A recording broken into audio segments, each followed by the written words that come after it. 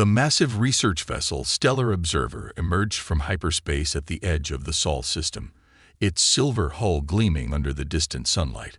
Inside the ship's main observation deck, Chief Observer Reed stood with his 4 arms clasped behind his back, his large eyes fixed on the blue planet ahead.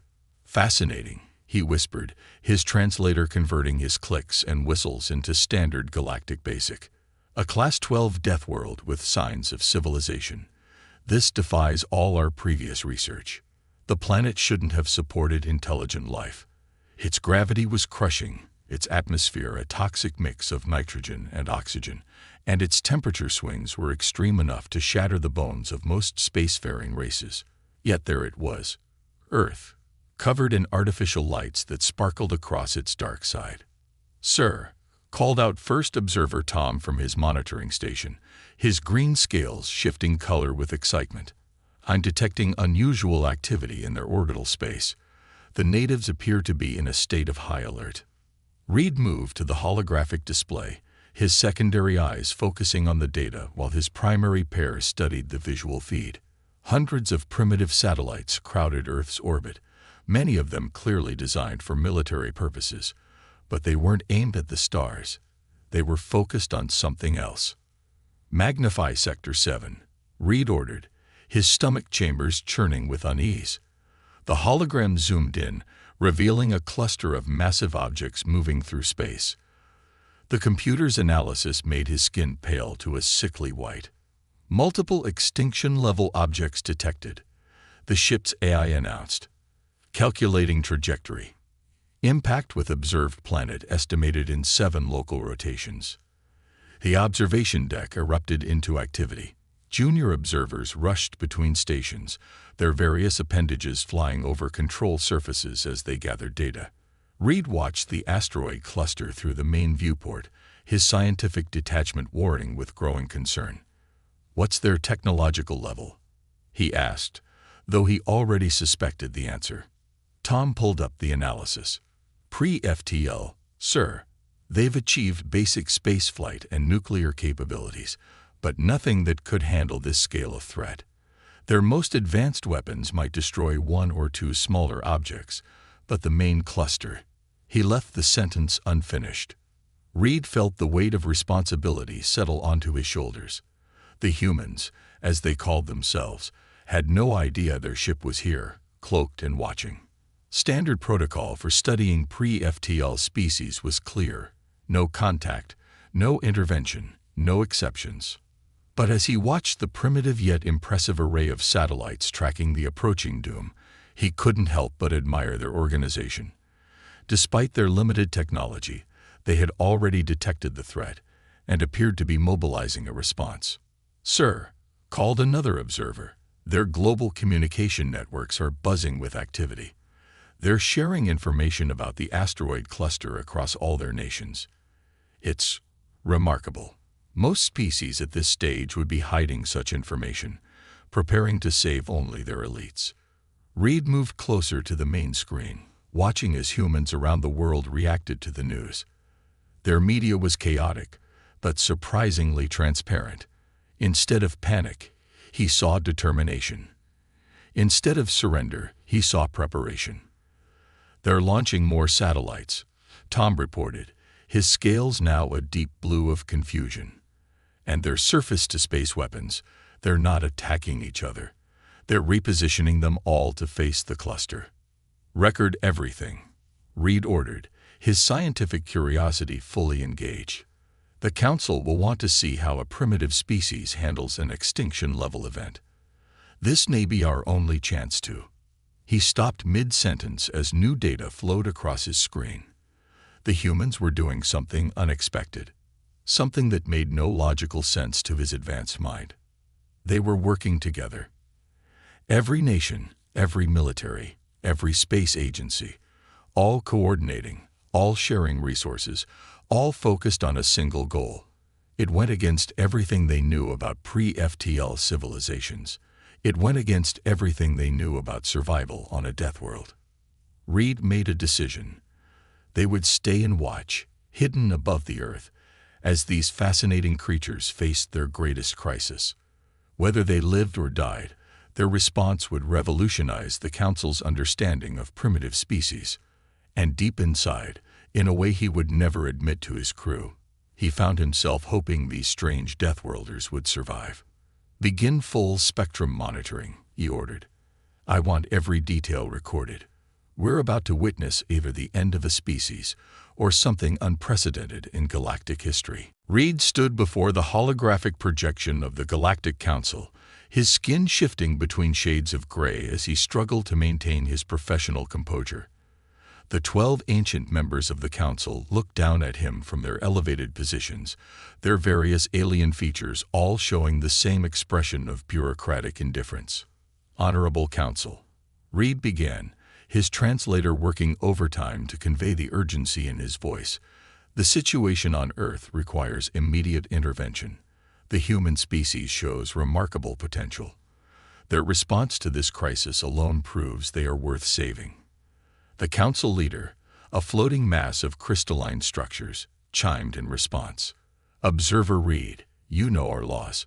Pre-FTL species must face their evolutionary challenges without interference. This is how we determine their worthiness for galactic citizenship. But they're already proving their worth." Reed's 4 arms gestured at the data streaming beside him. "In the past 48 hours, they've converted 73% of their military weapons into anti-asteroid defense systems. Their scientists are working together across all national boundaries. They're even sharing classified technology." Another council member, resembling a tall, spindly tree, rustled its branches in disapproval. "That only proves they fear death, like any primitive species. Nothing remarkable about that." Reed played his final card. He transmitted the latest footage from Earth. The hologram showed humans working in conditions that made even the hardened council members shift uncomfortably. Teams of workers stayed in radioactive zones, protected only by thin suits, to convert nuclear weapons into asteroid interceptors. Engineers worked without sleep, their bodies fueled by primitive stimulants, as they reprogrammed their entire planetary defense network. "They're not just afraid," Reed argued. "They're fighting back. And they're doing it together. When was the last time you saw a pre-FTL species unite globally in less than 3 days?" The council chamber fell silent for a moment. Reed felt hope rise in his chest, but it was quickly crushed by the council leader's next words. "Your enthusiasm for this species is noted, Observer Reed. However, the law is clear. Return to your observation post. Document their response for our archives. But do not interfere. This is your final warning." The transmission ended, leaving Reed alone in his communication chamber.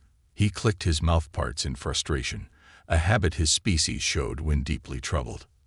Back on the observation deck, First Observer Tom was waiting with new reports. "The humans have begun launching their modified missiles," he said, his scales showing a mix of orange concern and blue admiration. "Their accuracy is impressive, considering their technological level." Reed watched the streams of data flowing across his screens.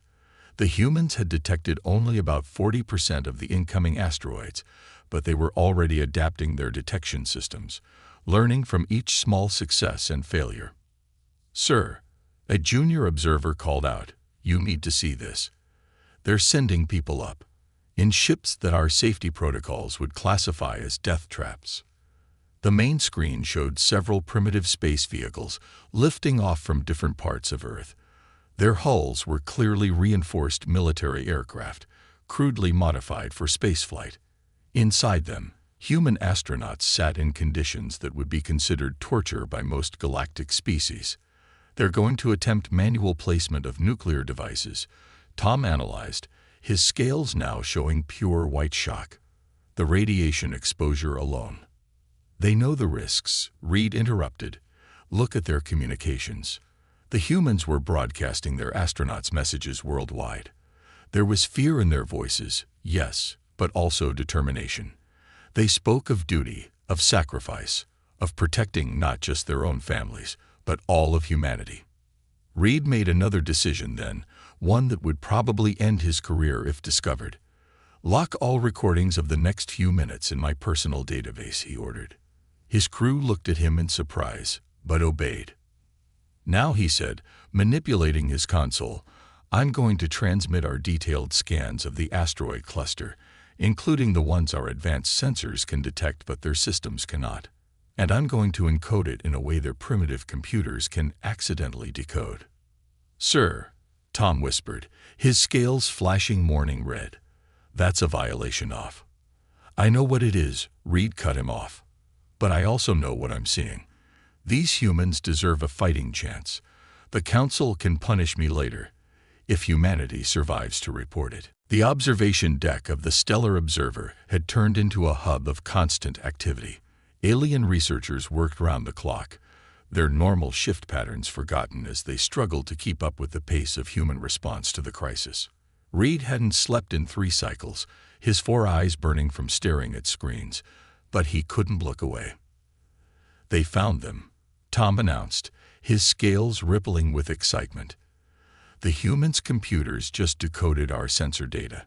They're updating their defense plans." Reed watched as new launches began across Earth's surface. The humans had not only found the hidden asteroids in their sensor data, but they had also begun adapting their strategies with remarkable speed.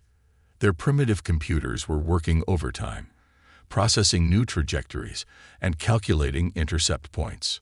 "Sir," called out a junior observer named Pike, his tentacles waving in agitation, "you need to see what they're doing in their underground facilities."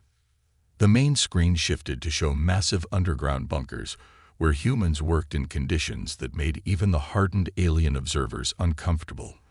The temperature in these facilities exceeded 40 degrees Celsius due to the emergency power systems running at full capacity. The air was thick with toxic fumes from their primitive manufacturing processes, yet the humans kept working. "How are they still functioning?" Pike wondered aloud. "Our environmental suits wouldn't even last an hour in those conditions." Reed zoomed in on a group of engineers who had been working for 20 hours straight. They were converting old subway tunnels into emergency shelters while simultaneously using the excavation equipment to build underground missile silos. Their efficiency was terrifying. "Look at their hands," Tom pointed out. "They're bleeding. Their primitive tools are damaging their soft tissue, but they're not stopping." The observation team watched as humans across the planet demonstrated their incredible adaptability. In the Arctic regions, teams worked in temperatures below freezing to convert oil drilling platforms into launch sites. In desert areas, humans worked through sandstorms to build emergency communication arrays. In the oceans, submarine crews stayed underwater far longer than their recommended safety limits to help position underwater monitoring systems. New data from the southern continent, another observer reported. They're purposely triggering controlled earthquakes to create underground safety zones. The radiation levels there are. "They're what?" Reed asked when the observer fell silent. "Sir, they're higher than our safety protocols can even measure." "But the humans, they're still going in. They're wearing what appears to be primitive radiation suits and carrying their equipment by hand." Reed felt his skin color shift to deep blue, the color of profound respect in his species. These humans weren't just surviving on their death world. They were mastering it, using its harsh conditions to their advantage. "Update from their global communication networks," Tom called out. "They're sharing everything. Scientific data, military secrets, emergency protocols. There are no borders anymore. It's all just Earth." The main screen showed scenes from around the planet. In what was once called Russia, military engineers were teaching American teams how to modify their nuclear weapons for space deployment. Chinese supercomputers were running simulations for European space agencies. Indian spacecraft were being loaded with Japanese technology. "Sir," Pike interrupted, his tentacles now completely still, a sign of shock in his species. "They're starting to evacuate their coastal cities. Not because of the asteroids, but they're going to use the oceans." Reed watched in amazement as the humans implemented another impossible plan. They were going to use their planet's massive water bodies as shock absorbers deliberately directing some of the smaller asteroids to hit the oceans in carefully calculated locations. The tidal waves from that will be catastrophic, Tom said. They know, Reed replied softly. Look at their evacuation plans. They're not running from the disaster. They're incorporating it into their defense strategy. They're using their planet's deadliest features as weapons. The entire observation deck fell silent as they realized what they were witnessing. These humans weren't just trying to survive an extinction-level event. They were turning their entire death world into a fortress. And for the first time since the crisis began, Reed felt something more than scientific curiosity or moral concern. He felt genuine hope. Time was running out. The Stellar Observer's chronometer showed just 3 Earth days until the first asteroids would enter the atmosphere. The alien observation team had given up trying to maintain their normal work schedules. None of them wanted to miss a moment of what the humans were doing. Another launch from the Pacific platform, Tom reported, his scales showing a mix of exhaustion and excitement. That's the 47th rocket in 24 hours. They're pushing their launch systems far beyond their designed limits. Reed nodded, watching the primitive but effective rocket climb through Earth's atmosphere. The humans had named their defense project Operation Bulwark, and they were throwing everything they had at it. Their determination was matched only by their creativity. "Sir," Pike called from his station, his tentacles moving in patterns of disbelief. The humans in what they call mission control haven't slept in 3 days. They're consuming massive amounts of a stimulant they call coffee to stay awake. The main screen showed the inside of several control centers around the world. Humans sat at their stations, dark circles under their eyes, hands shaking from exhaustion and caffeine. Yet their focus never wavered from their screens and calculations. "Look at this," Tom said, bringing up a new feed. They're using their planet's magnetic field to help guide the interceptor rockets. They discovered that if they ionize the rocket exhaust in a specific way, they can gain an extra 3% efficiency in their trajectory adjustments. Reed moved closer to study the data. They figured that out just now, while sleep-deprived and under extreme stress. "Yes, sir. And they've already shared the discovery with every launch facility on the planet. They're implementing the changes as we watch." The observation deck's screen showed scenes from around the world. In underground bunkers, engineers worked on improving their targeting systems. In hastily constructed orbital stations, astronauts performed dangerous spacewalks to position defensive satellites. In coastal facilities, teams prepared to execute their risky ocean impact strategies. New development in their Arctic facility, another observer announced. They're using the extreme cold to supercool their rocket fuel, increasing thrust efficiency by 7%. The facility's structural integrity is compromised by the temperature stress, but they're continuing operations. Reed watched as the humans in the Arctic facility worked in temperatures that would kill most species in the galaxy. Their breath formed clouds in the freezing air. Their fingers were blue from cold, but they kept working. When part of the ceiling collapsed from ice buildup, they simply moved their equipment and continued. "Sir," Tom's voice was quiet, "I've been analyzing their global power grid. They're routing almost 80% of their planet's electrical power to their defense systems. Entire cities are running on minimal power to support the operation." The screen showed darkened cities across Earth. Only hospitals and critical facilities remained fully powered. Yet there were no protests, no riots, no panic. Instead, communities had organized themselves to support the engineering teams.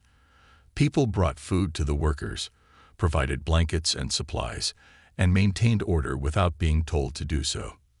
"These readings can't be right," Pike suddenly called out. "The humans at Launch Site 23 are. They're manually adjusting their rocket's fuel mixture while it's being loaded." Reed rushed to Pike's station. The humans had discovered a slight improvement could be made to their fuel efficiency, but the automated systems couldn't handle the change. Instead of waiting for a software update, they were doing it by hand. One mistake would mean instant death, but they didn't hesitate. "How are they calculating the mixtures so quickly?" Tom wondered, his scales showing pure amazement. They're not calculating, Reed realized, watching the humans work. They're intuiting, using what they call gut feeling combined with their experience. It's not precise by our standards, but it's working, Tom finished. They're achieving fuel efficiency our computers say should be impossible with their technology level. Reed felt his skin shift to a color he hadn't shown before, one that represented a mix of fear and admiration. The humans weren't just surviving despite their primitive technology. They were rewriting the rules of what that technology could do. Update the archives, he ordered. The Council needs to see this. They need to understand that what we're witnessing isn't just a species fighting for survival. We're watching them evolve their capabilities in real time, achieving in days what should take decades. As if to emphasize his point, another rocket launched successfully from Site 23, its engines burning brighter and more efficiently than should have been possible with Earth's technology level. The humans had done it again. The first asteroid entered Earth's atmosphere at 3:47 hours Greenwich Mean Time. It was one of the smaller ones, about the size of a small building, but it moved with terrible speed. The Stellar Observer's crew watched in tense silence as humanity faced its first real test. Multiple interceptor rockets launching, Tom reported, his scales flickering between hope and fear. 5 launches from Asia, 3 from Europe, and 4 from North America, all targeting the same object. Reed didn't respond. His 4 eyes were fixed on the main screen, watching the primitive but determined human response unfold. The interceptor rockets streaked across the night sky, their paths calculated by tired engineers running on nothing but coffee and determination. The first volley missed. Impact in 40 seconds, Pike announced, his tentacles writhing in anxiety. Second wave of interceptors launching now. This time, 2 of the rockets struck true. The asteroid shattered into smaller pieces, but some were still large enough to cause serious damage. The alien observers watched as several fragments struck the Pacific Ocean, creating massive waves. Coastal defense systems activating, Tom called out. Their prediction models were accurate. They're already moving their emergency teams into position. The screen showed human rescue workers rushing toward the danger rather than away from it. As the waves approached the coast, teams of humans in bright orange suits rode special vehicles directly into the flood zones, pulling people to safety. Sir, Pike's voice rose in shock. 3 more asteroids just entered the atmosphere. Our sensors didn't detect them behind the first one. Reed felt his skin pale. These asteroids were larger, and they were heading straight for populated areas. The humans had less than 10 minutes to respond. But respond they did.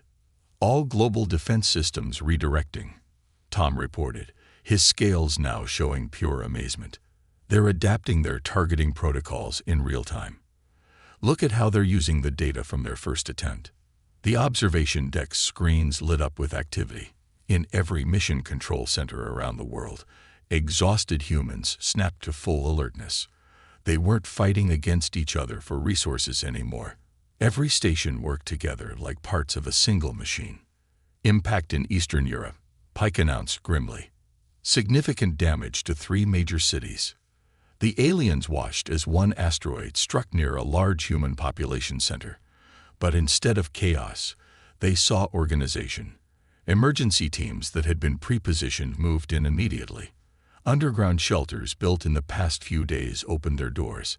Humans rushed toward collapsed buildings, digging with their bare hands to save trapped survivors. Another impact in the southern hemisphere, Tom reported. But, sir, you need to see this. Their nuclear defense grid is adapting. They're learning from each failure. Reed moved to Tom's station, watching as humans adjusted their strategies with incredible speed. They weren't just firing blindly anymore. They were using the data from each hit and miss to improve their accuracy. Their primitive computers were being pushed far beyond their designed limits, but the humans kept pushing harder. New launch detected, Pike called out. They're using their modified submarine-based missiles now. Targeting solution is, it's impossible. They can't possibly. The words died as they all watched a perfectly executed interception. The humans had done in minutes what should have taken days of calculations. They weren't relying on computers anymore. They were using pure instinct combined with experience. How are they processing targeting data this quickly? Tom wondered aloud. They're not. Reed realized. They're guessing. But they're guessing with the accumulated knowledge of every success and failure. They're learning faster than any species we've ever observed. The main screen showed scenes from around the globe. Despite the impacts, despite the losses, humanity wasn't breaking. If anything, each failure made them more determined. Emergency workers covered in dust and blood kept digging. Engineers who had lost their own homes stayed at their posts. Launch teams worked through their exhaustion, improving their systems with each attempt. "Sir," Tom said quietly, "the main cluster is still coming. These were just the advanced fragments. What we're seeing now is just the beginning."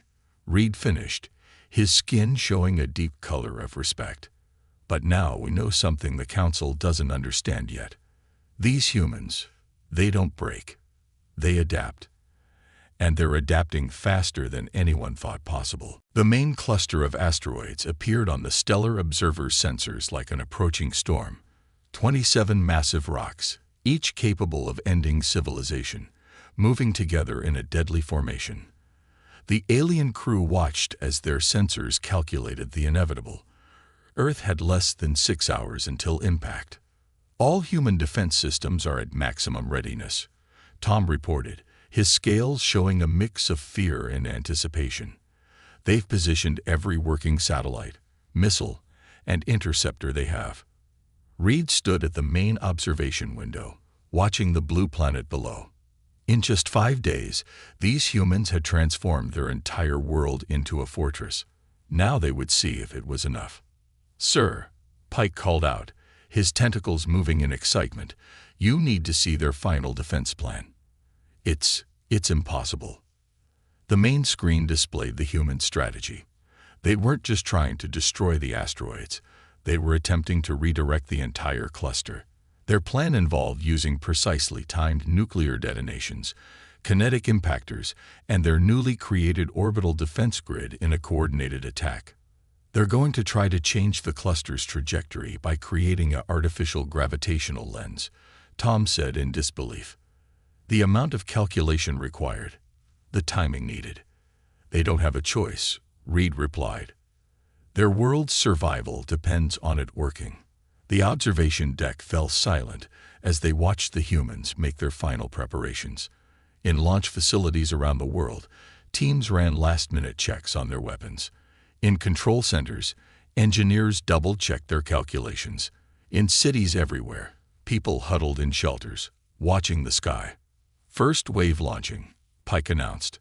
"All systems reporting ready." The Earth's sky lit up as hundreds of rockets launched simultaneously. The humans had timed everything down to the millisecond, using their planet's rotation to add speed to their interceptors. It was a level of coordination that should have been impossible for a pre-FTL civilization. "Impact in 5 minutes," Tom called out. "All human defense systems are responding perfectly." They're actually doing it. The first nuclear detonations hit the edge of the cluster. The explosions were precisely calculated, creating a pressure wave that pushed against the asteroids. At the same time, kinetic impactors struck key points in the formation, their impacts timed to work with the nuclear blasts. "The cluster is shifting," Pike shouted, his tentacles waving wildly. Trajectory change detected. But it wasn't enough. The center of the cluster remained on course for Earth. The humans had seconds to respond. "They're launching their orbital stations," Tom reported in shock. "The crews, they're sacrificing themselves to place the final charges." Reed watched as human space stations, with their crews still aboard, deliberately collided with the remaining asteroids. Each impact was precisely aimed, each sacrifice carefully calculated to have the maximum effect. "Cluster trajectory changing again," Pike announced. "The gravitational lens effect is working. It's working." The main screen showed the final result of humanity's desperate gamble. The asteroid cluster, pushed by nuclear force, kinetic impacts, and the sacrifices of brave crews, began to curve away from Earth. It would miss the planet by less than 1,000 kilometers, a razor's edge in astronomical terms. "Incoming transmission," Tom said suddenly. "They're broadcasting globally." The voice that filled the observation deck was tired but triumphant. "This is Global Defense Command. The threat has been diverted. Repeat, threat diverted. All emergency services remain on standby for debris cleanup. And thank you. Thank you to everyone who made this possible." The alien crew watched in amazement as celebrations erupted across Earth. Humans emerged from their shelters, cheering and hugging each other. Emergency workers collapsed in exhausted relief. Launch teams celebrated in their control rooms. "Sir," Tom said quietly, his scales showing deep blue respect, "I've never seen anything like this. They didn't just survive. They accomplished something our scientists thought was impossible." Reed nodded, his 4 eyes still fixed on the scenes of celebration below. "Send all data to the Council," he ordered. "They need to understand what we just witnessed. These humans didn't just face extinction. They rewrote the laws of what a pre-FTL species should be capable of." As the asteroid cluster disappeared into deep space, Reed made a final entry in his log. "Today, humanity proved that they are not primitive survivors of a death world. They are its masters. And the galaxy will never be the same." 1 month after the asteroid crisis, the Galactic Council's emergency session was in full swing. Reed stood before the 12 ancient members, but this time his posture was different. His 4 arms were relaxed at his sides, his skin glowing with confidence as he presented his final report. "Honorable Council," he began, "I stand before you to propose something unprecedented, a complete revision of how we classify developing civilizations." The council chamber erupted in murmurs. On the massive screens behind Reed, footage from Earth played in a continuous stream. It showed humans already rebuilding their damaged cities, improving their defense systems, and working together in ways that continued to defy alien understanding. "Observer Reed," the crystalline council leader chimed, "you violated our non-intervention protocols. You transmitted classified data to a pre-FTL species. By our laws, you should be stripped of your rank." "Yes," Reed agreed calmly, "I did. And because of that, I witnessed something that changes everything we thought we knew about species development." He gestured to the screens, which now showed humans working in conditions that made several council members shift uncomfortably. Teams of workers operated in radiation zones to clean up debris. Engineers worked in crushing gravity to build improved warning systems. Emergency crews faced deadly storms to help rebuild coastal communities. "We called Earth a death world," Reed continued. "We assumed that any species evolving there would be primitive, violent, and limited. We were wrong. The humans aren't succeeding despite their harsh world. They're succeeding because of it." Tom, now promoted to senior observer, stepped forward with new data. The screens filled with charts and analyses that made even the ancient council members lean forward in interest. "In just 1 month," Tom reported, "the humans have improved their space detection technology by 300%. They've developed new materials based on their asteroid defense experience. They've created a permanent global defense network that surpasses anything we thought possible for their technology level. And most importantly," Reed added, "they did it together. The borders that once divided their world mean little now. They faced extinction and emerged stronger, more unified, and more capable than ever." The tree-like council member rustled thoughtfully. "You suggest we change millions of years of policy based on one species' response to a crisis?" "No," Reed replied. "I suggest we change our understanding of what makes a species advanced." He brought up new images on the screens. "Look at their children. They're already building small rockets in their schools, improving on their parents' designs. Their universities are filled with students studying asteroid defense. They're not crying about their losses. They're learning from them." The council chamber fell silent as they watched humanity's continuing evolution. Every failure in their asteroid defense had led to improvements. Every loss had sparked new innovations. They hadn't just survived the crisis, they had used it as a stepping stone for advancement. "There's more," Tom added. "They know they're not alone now." This caused a stir among the council members. Reed nodded and continued. "They detected our sensor transmissions. Their scientists are already working to decode more of our data. At their current rate of advancement," he let the implications hang in the air. The council leader's crystalline structure glowed in deep thought. "You believe they will achieve FTL travel soon?" "I believe," Reed said firmly, "that we need to be ready when they do. These humans have proven they can face any challenge. They've shown they can unite against any threat. And most importantly, they've demonstrated that living on a death world hasn't made them primitive. It's made them unstoppable." He submitted his final recommendation to the council. "We need to prepare for their arrival in the galactic community. Not as primitive survivors of a harsh world, but as equals who have mastered conditions we thought impossible to endure." As the council debated, Reed looked one last time at the screens showing Earth. The humans had already begun launching new satellites, stronger and more advanced than before. They were reaching for the stars with renewed purpose. "Watch them closely," he told his observation team as they prepared to return to Earth's orbit. "But this time, we're not watching to study a primitive species. We're watching to learn from them." The stellar observer departed for Earth that day, leaving behind a council forever changed by humanity's defiance of the impossible. The age-old definition of primitive had been shattered, replaced by a new understanding. Sometimes the harshest worlds forge the strongest species. Commander Jake Morrison stared out the window of his patrol ship as it drifted slowly around Kepler Station. He'd been at this job for 12 years now, checking incoming ships, verifying papers, keeping the peace. It was dull work, but someone had to do it. The station was massive and bustling. Ships from across the galaxy came here to trade. Purple-skinned Vorthak merchants sold their crystals. The tall, slender Etherius brought their haunting music. Even the rock-like granite people arrived with their forged metal goods. Jake had seen it all. "Commander, something strange on sensors," said his officer, a young Saurian named Kess. The lizard-like alien pointed at the screen with a clawed hand. "Big ship approaching, really big." Jake floated over for a look. Stations didn't have gravity like planets, so everyone got around by pushing off walls.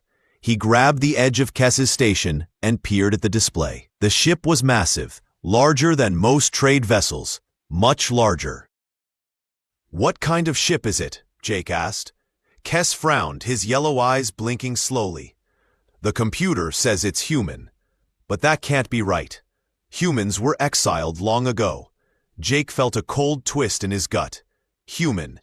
He'd heard the old stories. Humans were chaotic, violent, always asking questions. So the galaxy had cast them out 37 years ago, banished to the empty space beyond the outer rim. "Get me the station commander," Jake said. The main screen flickered on. Commander Vexar appeared. The burly Saurian scarred face told stories of old wars. His voice was rough. "What is it, Morrison?" "A human ship is inbound, sir. A big one." Vexar paused. "Human? Are you certain?" "It's broadcasting old human codes. Very old." "Let me see." Jake sent the data to Vexar's office. As they waited, the ship loomed larger on the screen. Dark gray, bristling with weapons. It looked built for war, not trade. "I checked the old records," Vexar said. "The ship's name is Iron Vengeance. It was fought destroyed in the final battle before the humans vanished. But it's here. What do? We follow the law. Even humans can ask for safe passage. But watch them, Morrison, closely." Iron Vengeance entered the docking bay. Up close, Jake had never seen anything so massive. And it looked mean, black metal and menace, with sharp edges and gun ports everywhere. The ship looked ready for war, even while sitting still. A group of humans emerged from the vessel. Jake had never seen real humans before. They were smaller than most aliens, but they moved differently, quick and precise, like they were always expecting a fight. The man leading them was clearly in charge. Tall for a human, with short brown hair and gray eyes, his uniform was clean but worn, like it had seen action. He walked like a soldier. "I am Captain Alex Carter of the Earth ship Iron Vengeance," the human said. His voice was calm but firm. "I request permission to speak with the station commander." Jake floated down to meet them. "I'm Commander Morrison. Welcome to Kepler Station, Captain Carter." Carter nodded. "Thank you, Commander. We come in peace." The words sounded strange. Humans asking for peace. Jake remembered the stories. Wars, burning planets, chaos. But these humans didn't look like the wild fighters from legend. "Follow me," Jake said. They moved through the station's halls. Other aliens stopped to stare, some with fear, some with curiosity. The humans ignored the stares and kept walking. Commander Vexar waited in his office. The massive Saurian watched the humans with his cold, yellow eyes. "Captain Carter, I never thought I'd see humans in this part of space again." "Times change, Commander," Carter replied. "We've learned a lot during our time away." "Have you now?" Vexar leaned back. "And what brings you here?" "We wish to return to Earth, to our home." Vexar laughed. It wasn't a pleasant sound. "Earth isn't yours anymore, human. The crystalline people live there now. They mine it for metal." Carter's face didn't change. "We understand, but we still have the right of return. It's in the old laws." "The old laws." Vexar was silent for a long time. "Yes, I suppose you do, even after all this time." "We've changed, Commander. We're not the same humans who left. We've learned peace." Jake watched Carter's face. The man looked honest and calm, but something felt off. Maybe it was the way Carter's eyes never stopped scanning, or the way his men stood ready to fight, even while speaking of peace. "Very well," Vexar said. "You may pass through our space, but you will be watched. Any sign of old human violence, and you'll be sent away again." "We understand," Carter said. "Thank you for your kindness." After the humans left, Jake remained in Vexar's office. "Commander, something doesn't feel right about them." "I know," Vexar said. "But they have the right to try, and they do seem different. Calmer. Maybe that's what worries me." That night, Jake watched Iron Vengeance depart the station. The massive ship glided into the black of space. As it disappeared, he thought he saw a flash, like a signal light. But when he looked again, it was gone. Inside his quarters aboard Iron Vengeance, Captain Carter spoke softly into a comm device. "Control, this is Carter. Phase 1 complete. They believe we've been broken by exile." A voice responded from far away. "Understood, Carter. What's your assessment?" Carter smiled. For the first time since arriving at the station, it wasn't a kind smile. "Soft, Control, very soft. They've forgotten what we can do." "Good. Continue to Earth. Let them see what they want to see." "Roger that." Carter out. The captain looked out at the stars. Somewhere out there was Earth, home, after 37 long years. It was time to go back, but not the way the aliens expected. Not as broken, humbled exiles. The galaxy was about to remember why it feared humans. Iron Vengeance moved like a ghost through space. Captain Carter stood on the bridge, eyes locked on the stars. Each one brought them closer to lost territory, closer to home. "Next stop is Mars, sir," said Lieutenant Sam Rogers. The young officer had been born in exile. He had never seen Mars except in old pictures. "The crystalline people have mining ops there now," he added. Carter nodded. "Remember, Sam, we are humble. We are broken. We are sorry for the past." "Yes, sir, but it's hard to act weak when we're not." "That's our strength now," Carter said quietly. "We've learned control. They never did." The ship dropped out of faster-than-light travel near Mars. The red planet looked changed. Huge machines covered the land. Massive holes scarred the surface. The iconic red dust was gone, replaced by gray dirt and metal. "They've been busy," said Dr. Ellen Price, the science officer. She was older than most of the crew, old enough to remember Earth before exile. "Mars used to be wild, red, and free," she said. "Now it's just a mine." Carter's voice was calm, but his fists were clenched. A message came from the planet. "Human ship, this is Mars Control. State your business." Carter sat in his captain's chair, made his face look weary. "Mars Control, this is Captain Carter. We're returning to Earth, requesting permission to stop and resupply." "Permission granted. Dock at Station 5. Administrator Zetha will meet you." Station 5 was carved into a mountain. It was ugly, practical, just metal and machines. As Iron Vengeance docked, Carter saw crystalline workers moving like insects. Administrator Zetha stood waiting. He was tall and thin, made of living crystal that shimmered in the light. When he spoke, his voice rang like wind chimes. "Captain Carter, how interesting to see humans again. I've heard stories of your kind." "We hope they weren't all terrible," Carter replied, keeping his tone humble. "Oh, they were. Violence and chaos, wherever humans went. But you seem different, calmer. Exile taught us many things. We learned that fighting only brings pain." Zetha led them through the station. Everywhere they went, Carter and his men observed and remembered where the guards stood, how many weapons they carried, how the defense systems worked. "We've made Mars far more efficient," Zetha said proudly. "Humans wasted time on useless things, beauty, art, emotions. We focus on what matters, profit." They passed a window overlooking the planet's surface. Mining machines had carved deep scars into the ground. The ancient polar ice caps were gone. The thin atmosphere was choked with dust and smoke. "You've certainly changed things," Carter said. "For the better. Mars produces 10 times more resources now than it did under human control. We eliminated all the waste." "What about the humans who lived here? Where did they go?" "Labor camps on Earth. They work in factories now. A far better use of their time than the silly things they used to do." Carter's officer, Sam Rogers, stepped closer. His face was calm, but Carter saw the anger in his eyes. "What silly things?" "Oh, you know, families, music, stories, pointless human emotions. We've made them more productive." "I see," Carter said. "How wise of you." That night, Carter met with his senior officers in a secure room aboard the ship. Dr. Price had been busy during the tour. "I made contact with the underground," she said quietly. "There are still humans hiding in the deep caves of Mars. They've been waiting for us." "What did they tell you?" Carter asked. "Terrible things.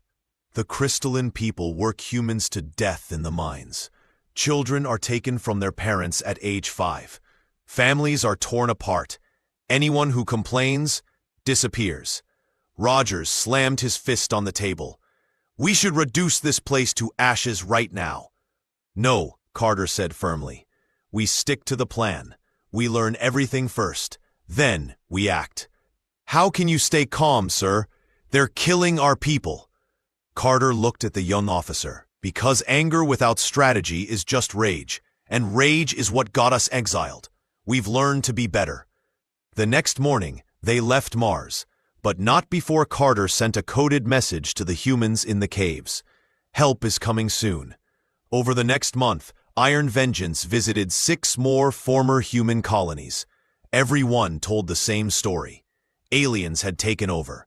Everything was efficient. No waste, no beauty, no humanity. On Europa, the ice moon of Jupiter, the Vorak had transformed underground oceans into massive fish farms. Humans now worked in the processing plants, cleaning fish for 16 hours a day. On Titan, the ethereals had built floating cities in the clouds. Humans lived underground, mining methane gas in darkness. They hadn't seen sunlight in decades. At Proxima Colony, the Granite people had wiped out all human settlements. They sent humans were too chaotic. Now the planet was a military base. At every stop, Carter played his role. He was humble. He was sorry.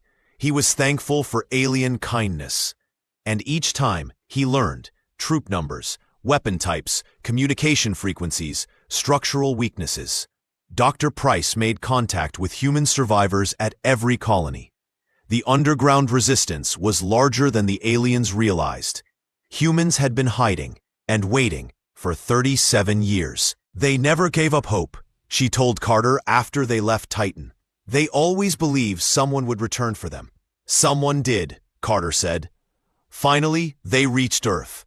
From space, the blue planet looked unchanged, but Carter knew, up close, it would be different. The aliens had been here longest. They'd had more time to reshape everything. Earth Control granted them landing permission at the site that once was New York. The city was gone. In its place stood a sprawling industrial complex. Smoke poured from thousands of factories. The air was thick and gray. Governor Quillnex greeted them at the spaceport. The Saurian was fat and slow, his scales covered in gaudy golden ornaments. He moved like someone who had never rushed in his life. Captain Carter, welcome to Earth, or as we call it now, Production Center Prime. Thank you, Governor. It's good to be home. Home? Yes, I suppose it was once, but we've made it much better, much more useful. They rode through the city in a ground car. Where Central Park had once been, a vast factory now roared. The Statue of Liberty was gone, replaced by a monument to alien efficiency. We produce more goods here than any other planet, Quillnex boasted. Humans are excellent workers, once you train them properly. Train them? Oh yes, we had to break old habits, thinking for themselves, asking questions, dreaming of better things. All very inefficient behaviors. Carter kept his expression neutral. And how did you train them? Discipline, hard work, proper nutrition. We give them just enough food to work, but not enough to dream. Very scientific. They stopped at a work site. Hundreds of humans in gray uniforms labored on a new structure. Their faces were thin and hollow. Guards with electric sticks monitored them closely. An old man stumbled while carrying a heavy load. The weight dropped from his arms with a dull thud. A guard raised his stick to strike him. The old man looked up and saw Carter wearing his Earth Defense uniform. Pete Walker, the old man whispered. I remember you. You were on the Titan Defense Force. Carter stepped forward. I'm sorry, I don't remember you. Probably not.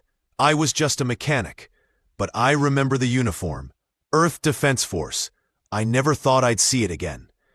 Governor Quillnex pushed between them. Get back to work, human. Don't bother our guests. Pete looked at Carter one last time.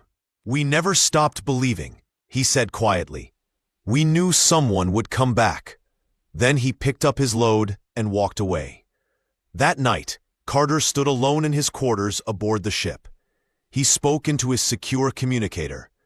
Control, this is Carter. Reconnaissance complete. They're soft, weak, foolish. They think they've broken us. Good. Are you ready for the next phase? Carter looked out at Earth, his home, the cradle of human dreams. More than ready. Control, send the fleet. The fleet is already moving. It will arrive in 3 days. Carter smiled. Then in 3 days, the galaxy will remember what humans really are. Far beyond the edge of known space, where no stars shone and no alien ship had dared to go, something stirred. It was not one ship. It was thousands. A fleet so massive it could block out the stars. Commander Rachel Stone stood on the bridge of Haven's Edge, the great human battle station. Born in exile, like most of her generation, she had never seen Earth. but she dreamed of it every night. The blue world her people once called home. "Commander, message from Captain Carter," said her communications officer, Lisa Beld. Rachel took the data tablet. Her eyes scanned the report. Her face hardened. She read what the aliens had done. To Earth, to Mars, to every human colony. When she finished, she looked out into the void. "Send word to Admiral Phillips. Tell her it's time." The message shot across the fleet. On hundreds of ships, humans prepared for war. But these weren't the humans the galaxy remembered. These were different, harder, smarter, deadlier. Admiral Kate Phillips received the transmission aboard her flagship, the Revenge. She was 60 now, and had been fighting since childhood.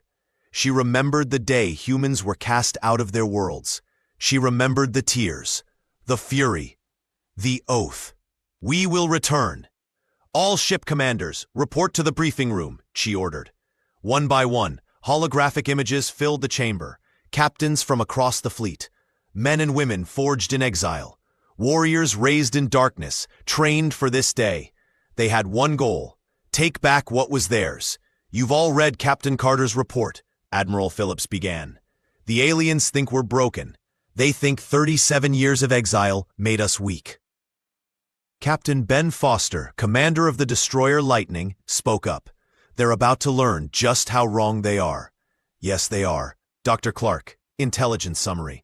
Dr. Tony Clark stepped forward, the fleet's chief strategist, an old, wiry man with a steel trap memory for every alien ship and station. "The aliens have grown complacent," he said. "They've lived in peace too long. Their defenses are soft. Their responses are slow. They think they're untouchable." "What about their fleets?" asked Captain Maria Rodriguez of Wolfpack Squadron. "Scattered," Clark replied. "Most of their ships are patrolling trade lanes or policing colonies.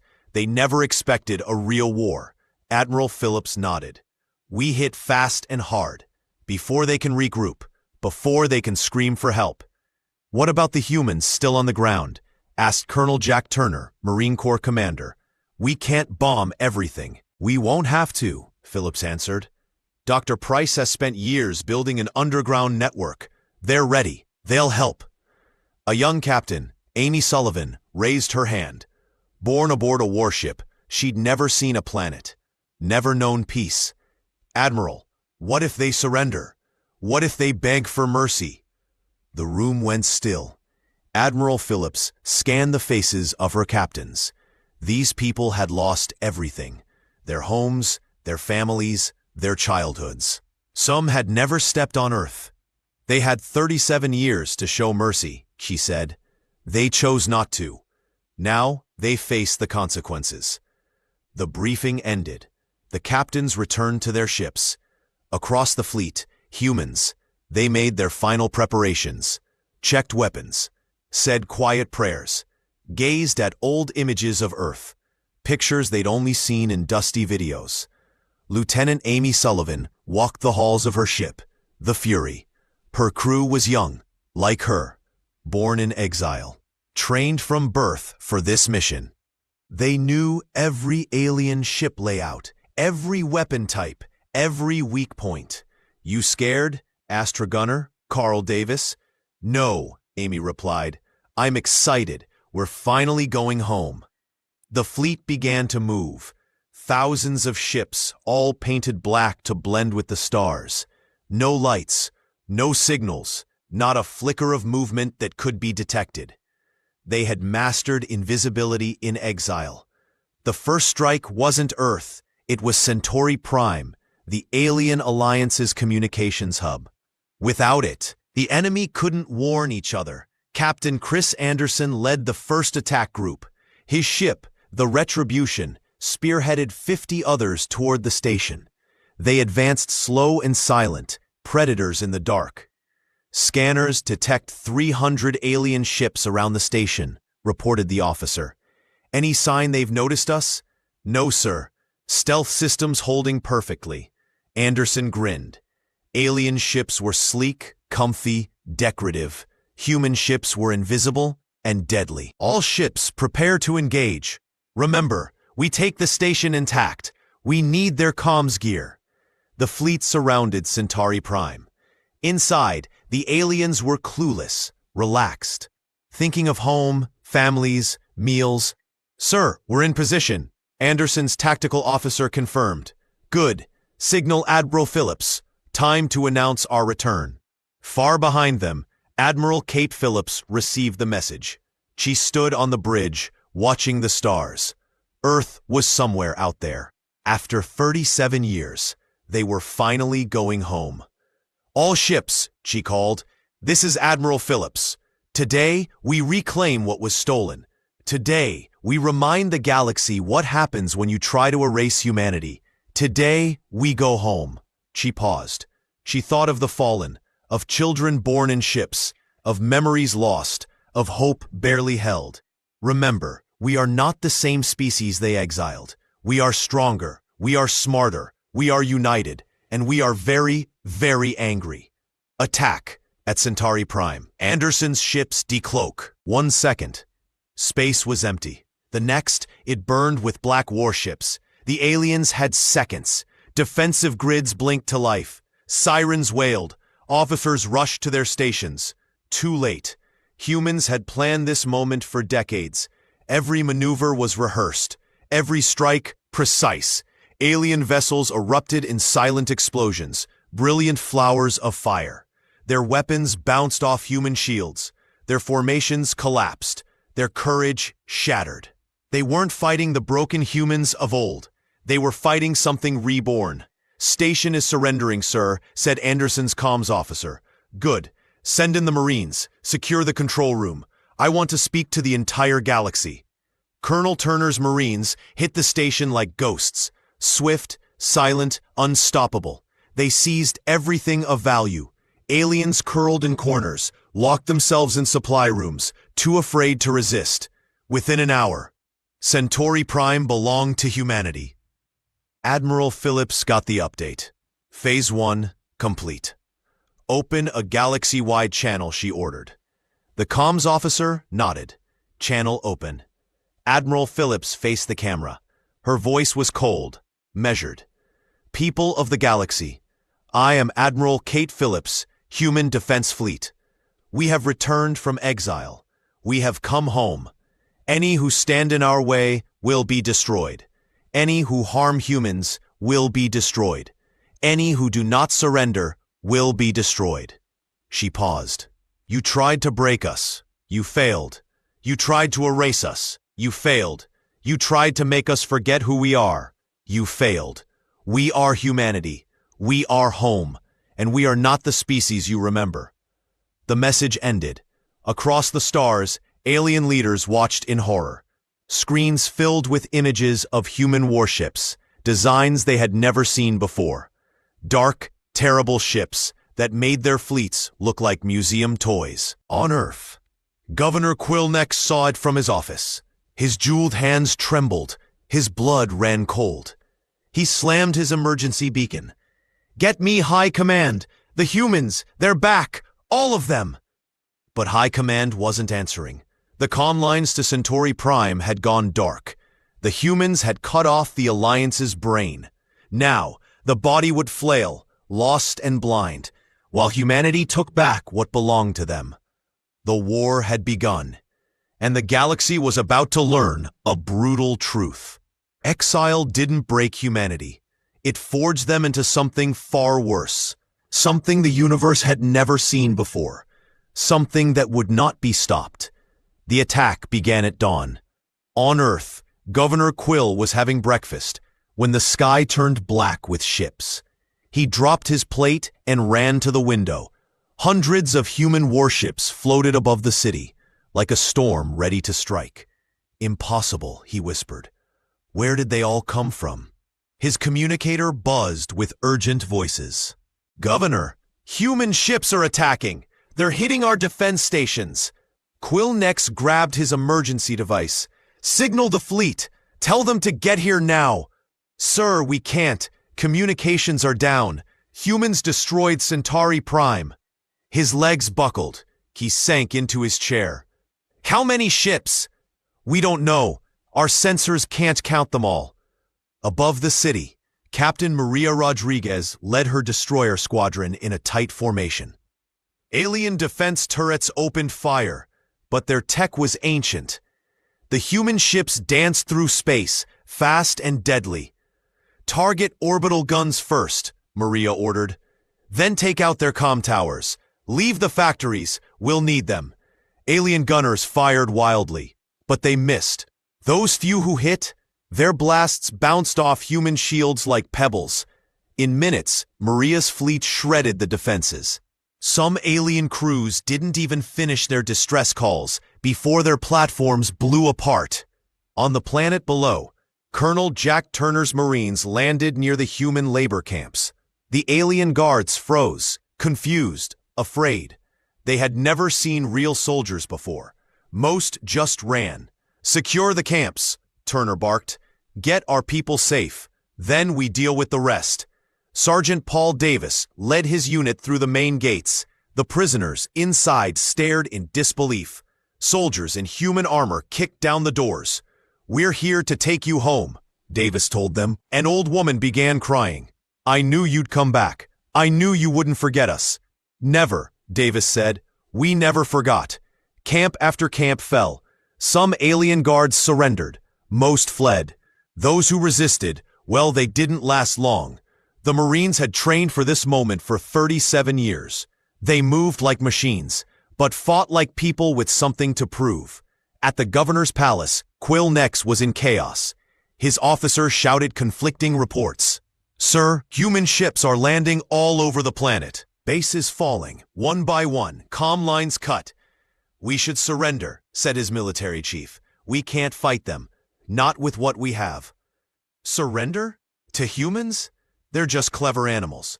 We taught them their place once. We can do it again." "Sir," the officer said quietly, "these are not the same humans.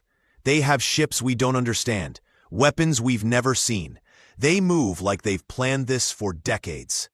Before Quill Nex could reply, boom, the wall of his office exploded inward. Smoke cleared. Colonel Turner stepped through with 6 armed Marines. The aliens inside dropped their weapons and raised their hands. "Governor Quill Nex," Turner said, "you are under arrest for crimes against humanity." "You can't do this. I represent the Galactic Council. I have diplomatic immunity." Turner smiled. It was not kind. "The Galactic Council doesn't exist anymore. We just wiped out their capital.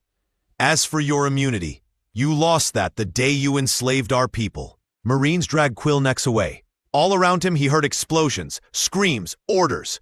But it wasn't really fighting. It was just aliens running. Humans were taking back what was theirs. In orbit above Earth, the alien fleet finally arrived. Admiral Corrin led 60 warships, everything the Saurians could throw together fast. He was confident, arrogant. "We've faced humans before," he told his officers. "They're brave but foolish. Heart over strategy. We'll crush them." But when they exited faster than light travel, they saw something unexpected. Human ships already waiting. Not scattered like raiders, but arrayed in perfect battle lines. A real navy. "Sir," Corrin's scan officer said, pale. "Over 200 ships, all military grade, all armed with unfamiliar weapons." A cold shiver ran through Corrin. "That's impossible. Where did they get this fleet?" Then came the transmission.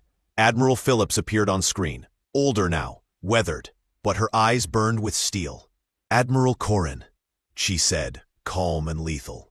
"I am Admiral Kate Phillips. You have one chance. Surrender. Take it." Corrin puffed up, trying to sound strong.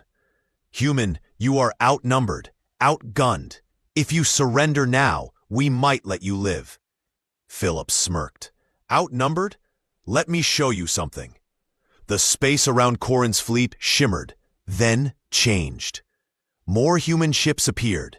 Dozens, hundreds, declaking, surrounding the alien fleet on all sides. The trap had closed.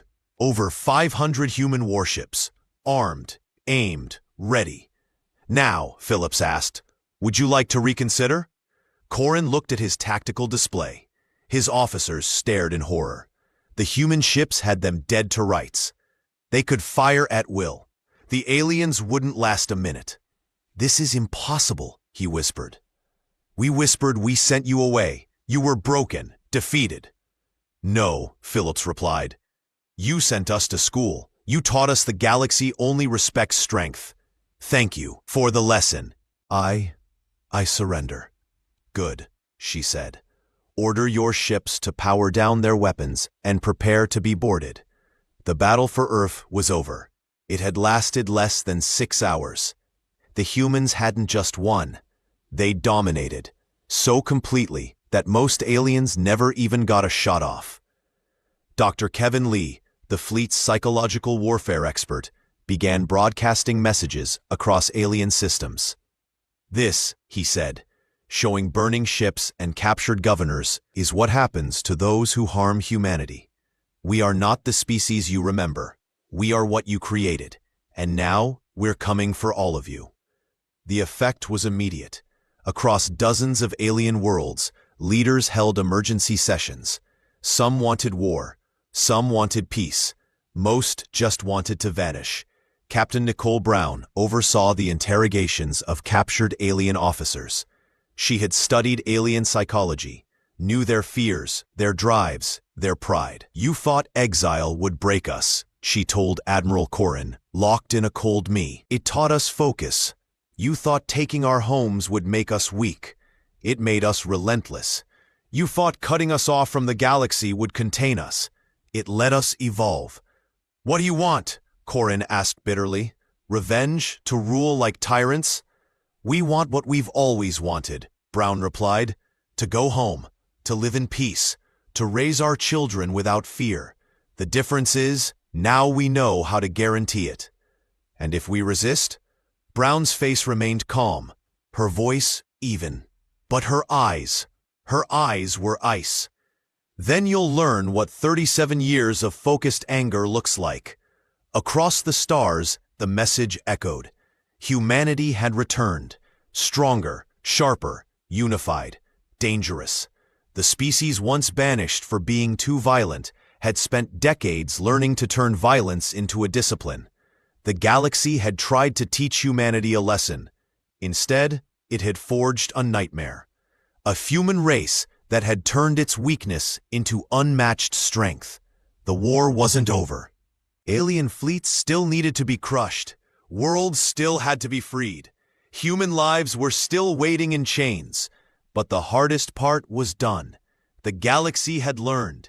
Humanity was back, and this time they weren't leaving. 6 months after humanity's return, the galaxy looked different. In the once untouchable Great Council chambers, where aliens once made laws about humans, President Carol Hughes now sat at the head of the table. She was composed, courteous, but every word she spoke carried weight. The new trade agreements are fair, she said, scanning the room slowly. Humans will provide protection and tech. You provide labor and resources. Everyone benefits. The crystalline ambassador raised his gleaming hand. President Hughes, what of our mining operations on Mars? We've invested heavily in those facilities. You may keep them, Hughes replied smoothly, but you will now follow human safety laws and pay human workers fair wages. But that will reduce our profits significantly. She smiled, polite but glacial. Administrator Zika said the same thing. Would you like to ask him how that conversation ended? The crystalline ambassador stared down at his notes. Everyone knew what had happened to Zika. He was now laboring in the same mines he once exploited. 16 hours a day, digging, bleeding, sweating. Commander Jake Morrison watched from the back of the chamber. Still a patrol officer, but now he worked for humans, not aliens. The job? Mostly the same. But the galaxy?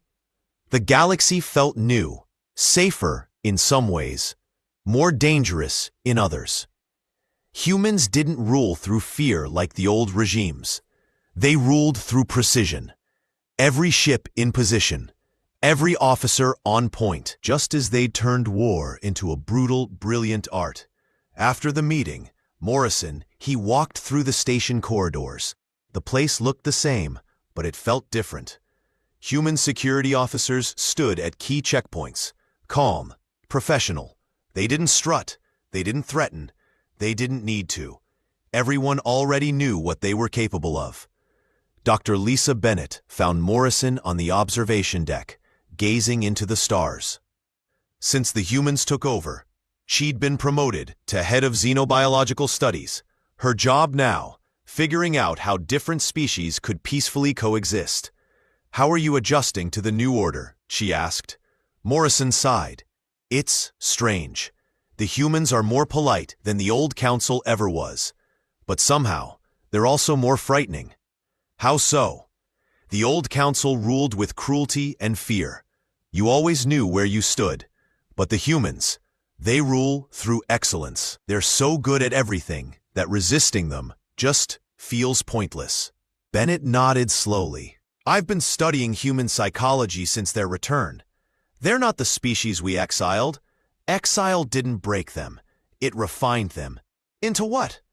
Into perfect rulers. They learned to control their emotions without losing their humanity. They became efficient without turning cruel. They found strength without becoming bullies." Morrison watched a human patrol ship glide past the station, moving with perfect precision. Every crew member in sync like pieces in a machine. But he knew those crew had families, dreams, inside jokes, warm hearts. "Sometimes I wonder," he murmured, "if we created our own replacements." On Earth, the planet was healing. The gray factories were being dismantled, replaced with parks and homes. The poisoned air grew cleaner with each sunrise. Children now played in streets where slaves once marched to work. Captain Alex Carter walked the ruins of what was once New York.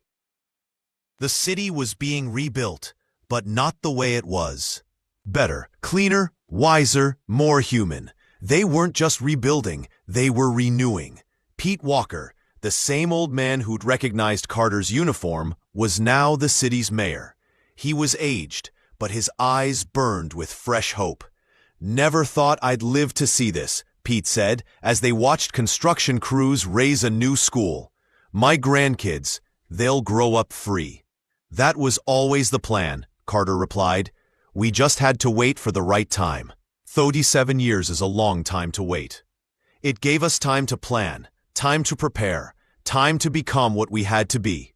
They watched the human children run and laugh, completely unburdened. No memory of chains, no shadow of fear, no trace of hopelessness. Admiral Kate Phillips stood on the bridge of her flagship, now orbiting Earth.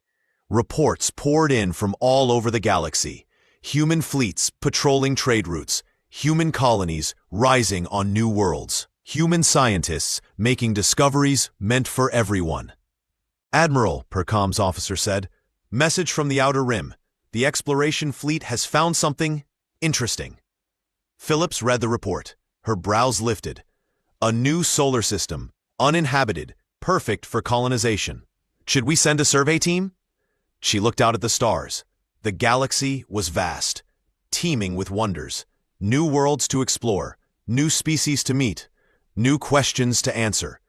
Humanity wasn't trapped anymore, not on a planet, not in a system. They were free. "Yes," she said, "send the Pathfinder. Full scientific team. It's time to see what else is out there." In his quarters aboard Iron Vengeance, Captain Carter received Philip's message. New worlds to chart, new threats, new growth. He thought of the long road behind them. 37 years ago, humans had been chaotic, angry, unstable. The galaxy exiled them, to teach them a lesson. And it had. Just not the one anyone expected. Humans had learned control, discipline, unity, purpose. They had learned how to be better. But they had not learned how to be weak. Carter opened a comm channel. "To the bridge. Plot a course to the Outer Rim. We've got new worlds to explore." "Yes, sir. Any specific destination?" He smiled, staring at the star charts. "So many paths, so many dreams." "The stars are calling," he said. "We follow wherever they lead." Lieutenant Sam Rogers, now captain of his own ship, received similar orders. He was young, born during exile. Now, he commanded a vessel capable of reaching anywhere in the galaxy. The future wasn't just open, it was radiant. "Sir," asked his navigator, "what do you think we'll find out there?" Rogers thought for a moment. Friends, enemies, wonders, nightmares, tests of everything they had become. "I don't know," he answered, "but whatever it is, we'll be ready." The human fleet spread across the stars, like seeds caught on the wind, not to conquer, to explore, not to destroy, to build, not to take, but to. The galaxy had tried to teach humanity a lesson about power. Instead, humanity had learned about responsibility. With great strength came duty. With great ability came accountability. The aliens had wanted to make humans smaller, but they'd made them larger. Not in size, in soul, in purpose. The exile was over, the sentence lifted, but the journey was just beginning. High above Earth, the fleet stood ready, ships filled with scientists, explorers, dreamers. They didn't carry bombs. They carried tools, blueprints. These weren't warships, they were the vessels of rebirth. The stars were calling, and humanity was answering. In the observation deck of his flagship, Admiral Carter looked into the infinite black, pierced with infinite light. Each star, a story. Each world, a chance. "We have returned," he whispered. "And now we move forward." Hope. The galaxy taught humanity that exile could be endured. Now, humanity would teach the galaxy that exile could be overcome. The banishment had ended in fire, but from the flames, something had risen, stronger, kinder, wiser, something that would never be exiled again.